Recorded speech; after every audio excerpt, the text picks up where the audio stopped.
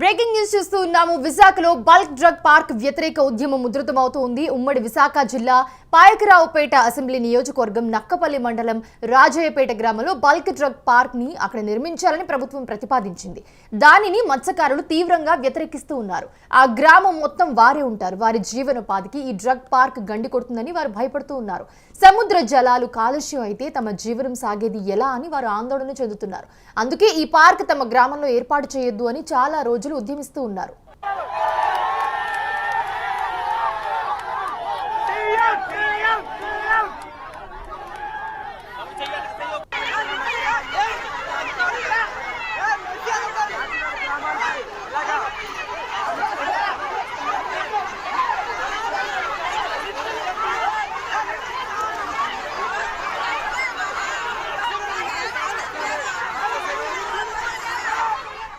ఈ క్రమంలో ఈ మధ్యనే హోంమంత్రి అనిత పర్యటనను వారు అడ్డుకున్నారు. దాంతో అక్కడ పోలీసు బందోబస్తును ఏర్పాటు చేయడంతో పాటుగా సెక్షన్ 13 చట్టాన్ని అమలు చేస్తున్నారు. దాంతో బయట వ్యక్తులు లోపలికి వెళ్లాల్సి అనుకుంటే గనక అన్ని పరిశీలించి గాని అనుమతించమని చెప్పి పోలీసులు చెప్తున్నారు.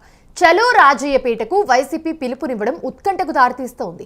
ఈ నేపథ్యంలో ఏ విధంగా ఆ గ్రామంలోకి వైసీపీ నేతలు ప్రవేశిస్తారు అనేది కూడా చర్చగా ఉంది. అయితే తాము సంఘీభావం తెలియజేయడానికే వెళ్తున్నామని, అంతకు మించి ఏం చేయమని వైసీపీ నేతలు చెప్తూ ఉన్నారు.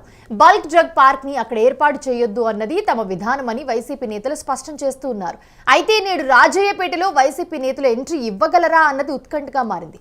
ఇదే అంశానికి సంబంధించి మరిన్ని అప్డేట్స్ అందించడానికి మా ప్రతినిధి వెంకట అందుబాటులో ఉన్నారు. వెంకట, అసలు సెక్షన్ 30 అమలు చేస్తే వైసీపీ రాజయ్యపేటకి ఎలా వెళ్తుంది?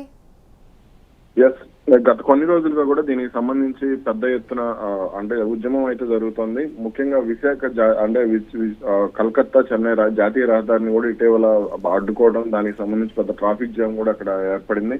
ఇక ఈ బల్క్ డ్రగ్ పార్క్ ఏర్పాటు చేస్తే తమ జీవనోపాధికి పెద్ద అంటే ఇబ్బంది అవుతుంది. దాదాపు 2000 నుంచి 2000 ఎకరాల్లో ఈ ఫార్మాస్యూటికల్ కంపెనీలకు అవసరమైనటువంటి ఈ అనుమతులను మీరు మంజూరు చేస్తే సముద్ర జలాల్లోకి సముద్రంలోకి కాలుష్య జలాలు వెళ్తాయి. దీని ద్వారా తమ జీవనోపాధికి ఇబ్బంది కలుగుతుంది, ముఖ్యంగా మత్స్య సంపదకి ఇబ్బంది కలుగుతుందంటూ కూడా అక్కడ పెద్ద ఎత్తున నిరసన కార్యక్రమాలు కూడా వ్యక్తమైన పరిస్థితి. ఇదే సమయంలో ముందు అసలు వాస్తవానికి అయితే దీన్ని కాకినాడలో ప్రతిపాదించారు. ఆ తర్వాత మళ్ళీ నక్కపల్లికి మార్చడం జరిగింది. అయితే ఇప్పుడు కాకినాడలో ఏ విధంగా అయితే వ్యతిరేకత వచ్చిందో ఇప్పుడు నక్కపేట మండలం రాజయ్యపేట గ్రామంలో కూడా అదే తరహాలో, నక్కపల్లి మండలం రాజయ్యపేట గ్రామంలో కూడా అదే తరహాలో వ్యతిరేకత వస్తోంది. ఇక దీనికి సంబంధించి దీన్ని అనుకూలంగా మార్చుకునేందుకు అటు విపక్షాలు కూడా తీవ్ర స్థాయిలో ప్రయత్నాలు చేస్తూ వస్తున్నాయి. ఈ క్రమంలోనే వైసీపీ ఆ గ్రామ ప్రజలకు మద్దతుగా నిలుస్తుంది. అంటే మీరు పెట్టుబడులు తీసుకురండి, కానీ పెట్టుబడులు తీసుకొస్తే అది జీవనోపాధికి, అంటే ఇప్పుడు ఆ గ్రామంలో మొత్తం కూడా రాజయ్యపేట గ్రామంలో ఎక్కువగా మత్స్యకార సామాజిక వర్గమే ఉంటుంది. వాళ్ళందరూ కూడా తీవ్రంగా నష్టపోయే అవకాశం ఉంటుంది. కాబట్టి తీసుకురావద్దు, ఇక్కడికి వద్దు, మరో చోటకు మార్చండి, సముద్ర జలాలను కలుషితం చేస్తే వాళ్ళ జీవనోపాధికి ఎవరు హామీ ఇస్తారంటూ కూడా నిరసన వ్యక్తం చేసిన పరిస్థితి. అయితే దీనికి సంబంధించి అటు కేంద్ర ప్రభుత్వం కూడా దాదాపు 1000 కోట్ల వరకు ఆర్థిక సహాయం ప్రకటించింది. ఇవన్నీ కూడా మాకు వద్దు, మా జీవనోపాధి మాకు కావాలి, ప్రభుత్వం ఇచ్చే నిధులపై మాకు నమ్మకం లేదంటూ కూడా వాళ్ళు కాస్త నిరసన చేస్తుంటే దానికి వైసీపీ మద్దతు ఇస్తుంది. ఈ క్రమంలోనే అక్కడ సెక్షన్ 30ని కూడా అమలు చేశారు. ఈ సెక్షన్ 30 ద్వారా అంటే బయట వ్యక్తులు లోపలికి రావాలి అంటే మాత్రం ఖచ్చితంగా వాళ్ళకి అన్ని అనుమతులు ఉండాల్సిన పరిస్థితి. అప్పుడు మాత్రమే అక్కడికి వచ్చి మద్దతు తెలిపినా, సంఘీభావం తెలిపినా కానీ సాధ్యం అవుతుంది.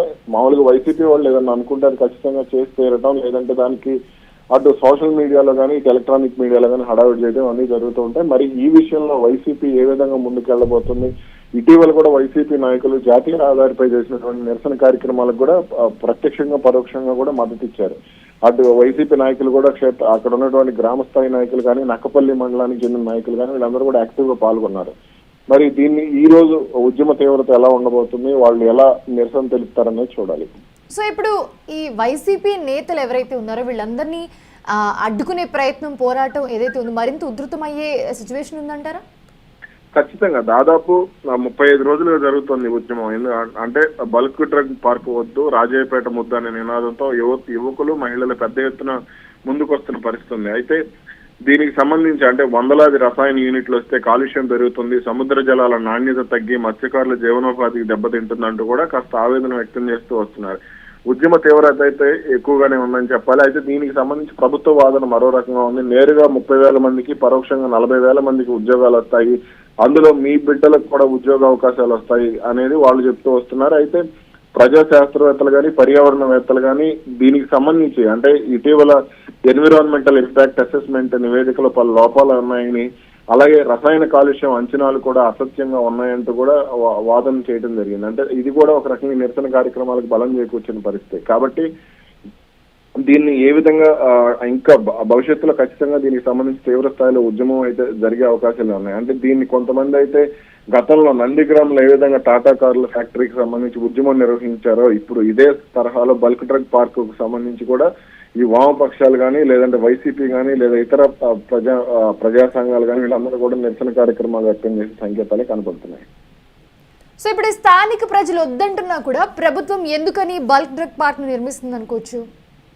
అయితే దీని ద్వారా దాదాపు 70,000 మందికి ప్రత్యక్షంగా కానీ పరోక్షంగా కానీ ఉపాధి అవకాశాలు వస్తాయి. అలాగే భారీగా అంటే ఉత్తరాంధ్రకు ఎక్కువగా రాష్ట్ర ప్రభుత్వం ప్రాధాన్యత ఇస్తుంది. అటు కేంద్ర ప్రభుత్వం కూడా ఇటీవల ప్రకటించిన ప్రాజెక్టుల్లో కూడా కాస్త ఉత్తరాంధ్రకు ఎక్కువగా ప్రాధాన్యత ఇస్తూ వచ్చింది. మౌలిక సదుపాయాల విషయంలో కానీ అలాగే పరిశ్రమల విషయంలో కానీ పారిశ్రామిక రంగంగా కానీ ఇవన్నీ కూడా కాస్త దూకుడుగానే కేంద్ర ప్రభుత్వం ముందుకు వెళ్ళింది. అలాగే రాష్ట్ర ప్రభుత్వం కూడా గూగుల్ ని కూడా విశాఖలోనే తీసుకొచ్చే విధంగా సముద్ర తీర ప్రాంతంలోనే ఏర్పాటు చేసే విధంగా గూగుల్ డేటా సెంటర్ ను కూడా ఏర్పాటు చేసే విధంగా ప్రయత్నాలు మొదలుపెట్టింది. ఇదే క్రమంలోనే విశాఖను అంటే డ్రగ్ కి సంబంధించి అంటే ఈ మందులకు సంబంధించి కానీ అలాగే ఐటీ పరిశ్రమకు సంబంధించి కానీ ఆటోమొబైల్ పరిశ్రమకు సంబంధించి కానీ అలాగే గ్రీన్ ఎనర్జీకి సంబంధించి కానీ వీటన్నిటికి సంబంధించి అక్కడ ఎక్కువగా పెట్టుబడులు పెట్టించాలి.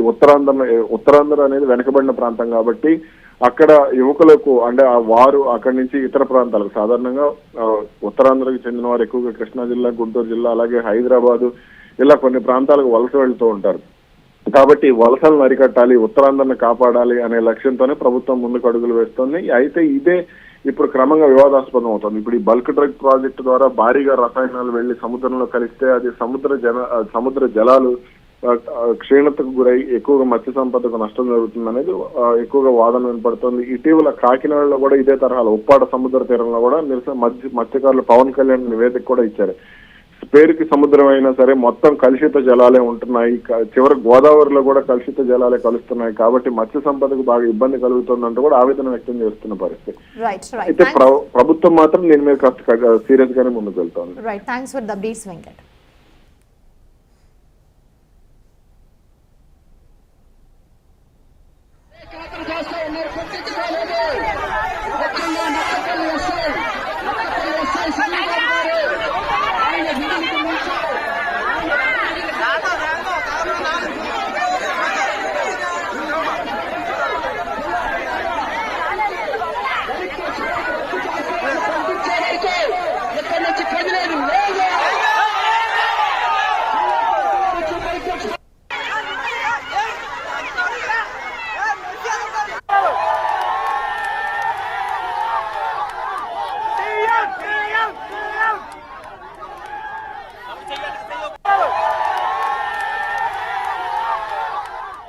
విశాఖలో బల్క్ డ్రగ్ పార్క్ వ్యతిరేక ఉద్యమం ఉధృతం అవుతుంది, మనం చూసాము.